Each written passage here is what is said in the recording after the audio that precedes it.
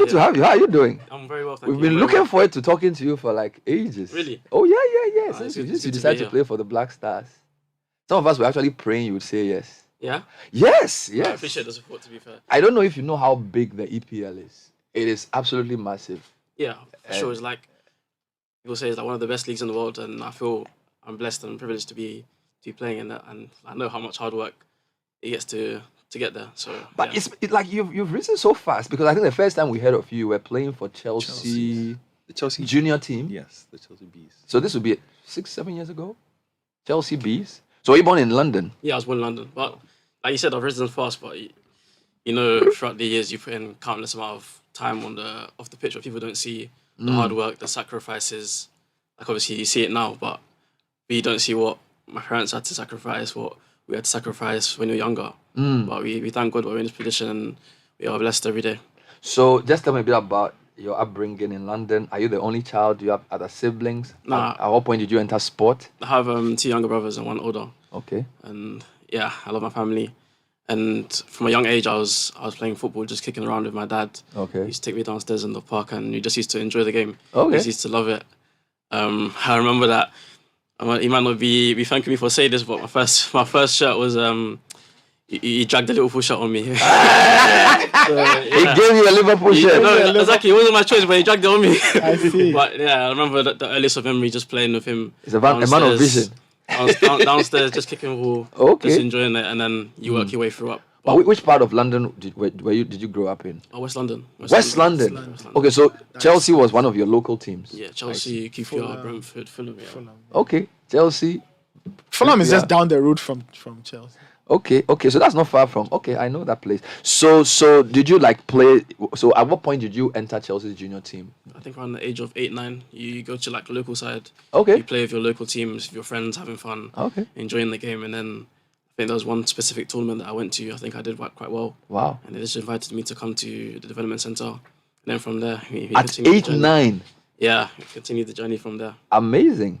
But at that age, you don't even know what's happening. You're just playing football for the love of it, you know. But you were still in school then? Yeah, 100%. 100% in school. I see. So at what point did the family say, look, Tariq, this is going to be your career?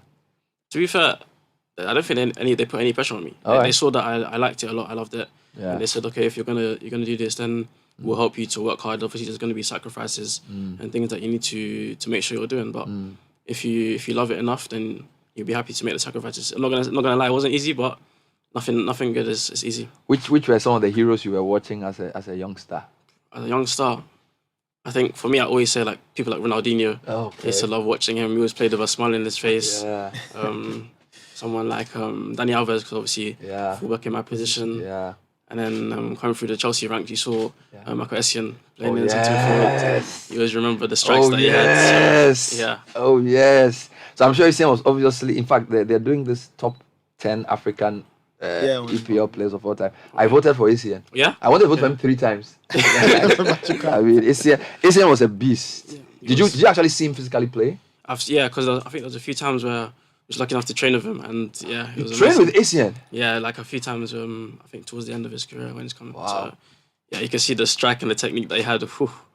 He has such an impact on the game because of his speed and his size and everything else. He was an amazing guy. So Chelsea was normal for you. It was like one of your local teams. Yeah, it wasn't too far to get to compared to the other teams. Okay, that's quite similar to this guy, Raheem Sterling. I think Raheem Sterling also has QPR as his local team. Yeah. Yes. I think he also grew up in the same general area. So. I see. So how is life? How is? I think you've been injured this season. Yeah, but towards the end of the season, I had obviously something small, but I'm working hard on recovery, and I should be back soon. What kind of injury was it? You have to just keep working hard on it. You know? Okay, we see. It's nothing too serious. Though, Nothing too serious to come. How was your Black Stars experience though? Like, I think it's amazing. Like I said, we have a very good team.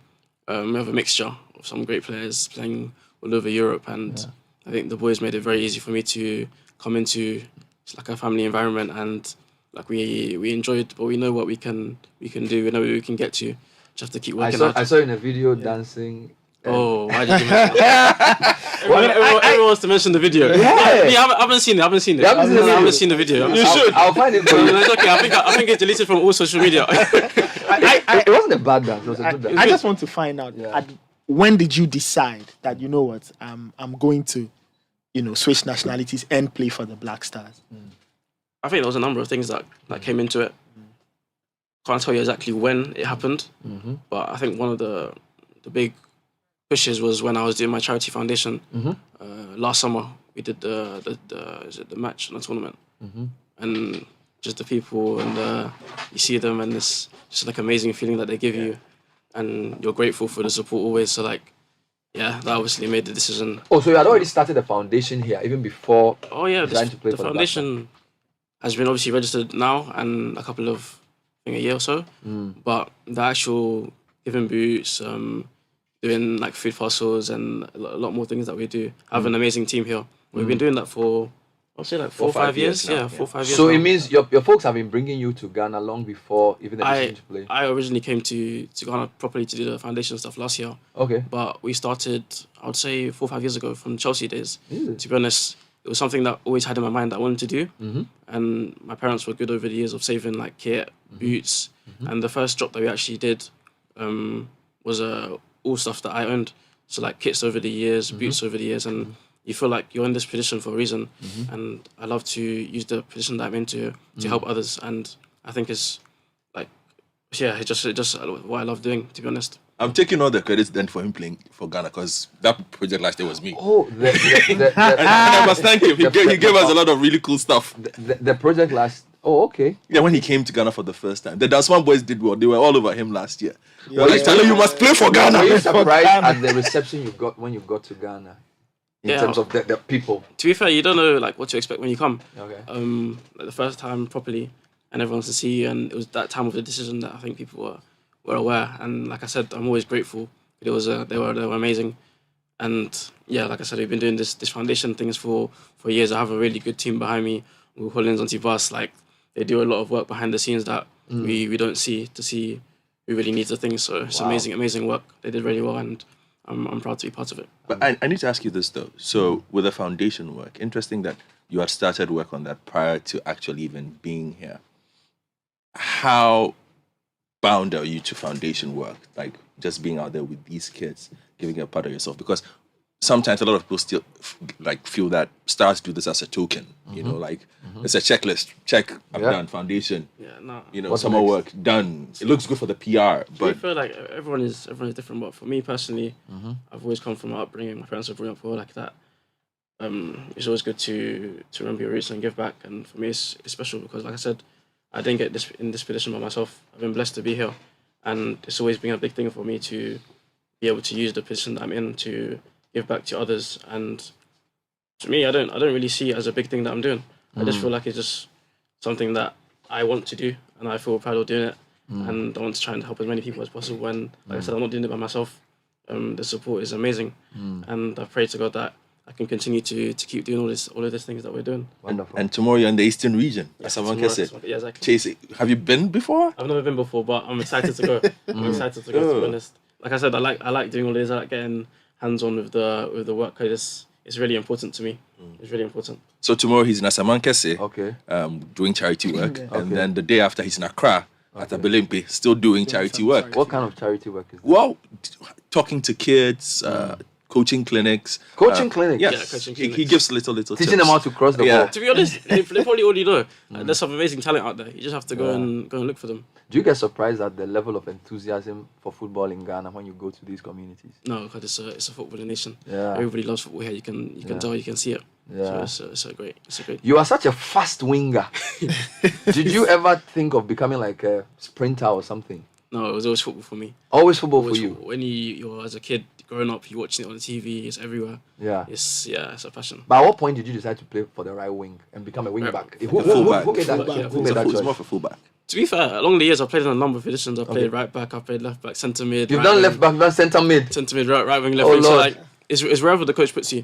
To be Okay, honest, and then I think it was on the 18 level with my under 18 coach that he really tried to play me in this position. Yeah. And I think we had good success that year, so we just kept on with it. Wow. So that was with Chelsea under 18. Yeah, Chelsea under 18s. I see. And then, but so you do both wing back and then full back. Yeah, fullback. You can do that. I wanted to ask you this season though, like you play in a team that has been considered like you've changed the style a bit. Yeah. You know, what's it been like working under De Zerbi? I think said in my time that I've had two great coaches in the Potter and the new gaffer right now. We play exciting football. We always try to be on the front foot. Yeah. And we score a lot of goals. So I think it's entertaining to watch, to be honest. Lots of passes. Yeah, lots of passes. There's a lot of training and thoughts and meetings that go into it. But really, like, how hard is it to make that switch? Like, you look so different from the team you played in last year. And what happens this year? Yeah. I think it's just like a foundation that we built, and then you just adds to it. Everything that we work on, or you see in the matches, we work on it in training. Like, it's not a coincidence. So, and yeah, like I said, he's a great coach, and hopefully you can just keep. But how easy is it for, when I say a small team, I say it with respect, because typically the bigger teams would play possession football. And all this, like yesterday, Brentford beat Man City and it's direct football. So usually you don't find smaller teams play the kind of possession game you guys play and do it so well. I think every team has their own identity. We just try to, like, we know the way we play. We just try to make a thumbprint on the game. Sometimes it's not always easy, but you believe in your methods and you just keep working. So how big is qualifying for Europe? Oh, it's amazing. Brighton and Hove Albion. I think it's the first time in the club's history, so wow. That says it all, I think. The town will be going crazy. Yeah, it's. I think everyone is really excited. Wow. Really excited for so when you put on that blue and white shirt and you enter the Amex Stadium, what's the feeling like? It's a great feeling. It's a great feeling. Like, the fans are amazing, to be honest. The people are very nice in the city. It's a privilege to play for the club, and hopefully I can just keep working hard and continue that journey. Explain the rivalries to me for somebody who doesn't understand these things. So, for example, is your biggest rival Southampton or Bournemouth or Portsmouth? Because you're all or South Coast teams, right? Yeah. How does this work? There's a lot of the rivalries are built on different things. But okay. Let's not talk about our team today. Let's not talk about that team today. No, I just wanted to understand, because Southampton's been relegated, right? Yeah, they have. Which is quite a pity. The league is so tough. Yeah, it's a tough league. Yeah. Like, to be honest, anybody can beat anybody in that league. Yeah. That's why in the Premier League you have to be on the game. You have to be 100% every game. You can't have it off day. Yeah, and for the first time, all three promoted teams have survived. Yeah, that's amazing. I mean, Leicester, 2016 champions, have been relegated. I think it shows the strength of the league. Yeah. Like, anything can happen. You can't predict what will happen at the start of the season. Maybe some teams will always be at the top, but yeah. But what makes the league so tough? Is it the physicality? People talk about, like, when you watch from television, when you watch other leagues, it seems slower. So, for example, I'm watching La Liga or the Italian league. It seems very slow. The EPL is like very quick and very, how physically exacting is the league? To be honest, like I said, when I was younger, I used to watch on TV, and then now you're being in it. I was like, wow, because you come against, when it was previously there, people like Sadio Mane, Marcus Rashford. But it makes your game rise, and you develop every game, and it makes you into a better player. So it's an amazing league to be in, and you're always developing, and you're always finding your best level, to be honest. You talk about that. Who are some of the toughest guys you've come up against?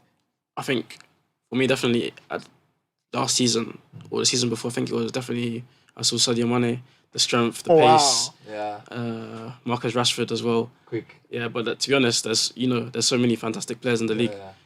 You can do someone like De Bruyne with a pass. He has the eye for the pass. There's too many players, just to name a few. Yeah. I wanted to bring you back a bit. You spoke about the impact of your family. You know, how easy is it or difficult to navigate that path between being, you know, Ghanaian families? You have a very Ghanaian dad, a very Ghanaian mom, but born in the UK, trying to get back again into being a very different Ghanaian culture again, football-wise. How's that mix been for you? I don't really see it as a big difference, because when you're brought up in like you said, my mom and dad are both from Ghana, and so I'm brought up in a Ghanaian household, and you have values from both England and Ghana, and I think you get the best of both, to be honest, and it makes you into a person that you are today. So you have to try and, like I said, embrace both sides, and you know about the food already, the culture. It's just amazing. So I think to have the best of both is great. Yeah. Talking about that, in terms of the Black Stars, how has that been? You trying to get into the team, the integration. How did it go for you? Like I think I said that before. Like the boys were amazing. Seriously, I can't thank them enough for how they've welcomed me in, and it's felt like effortless. Like, to be honest, we're all playing football, but we built the things off the pitch as well, which is great, and I'm really grateful to the players, the coaching staff, and everyone involved, to be honest, because I'm really enjoying my time. But like I said, the most important thing is the football, and we're looking forward to building something great in the future. I think the game I enjoyed most was South Korea. You gave the guy on the left a lot of hell. You never stopped running in that game. I don't know how tired you were because the Koreans also ran a lot.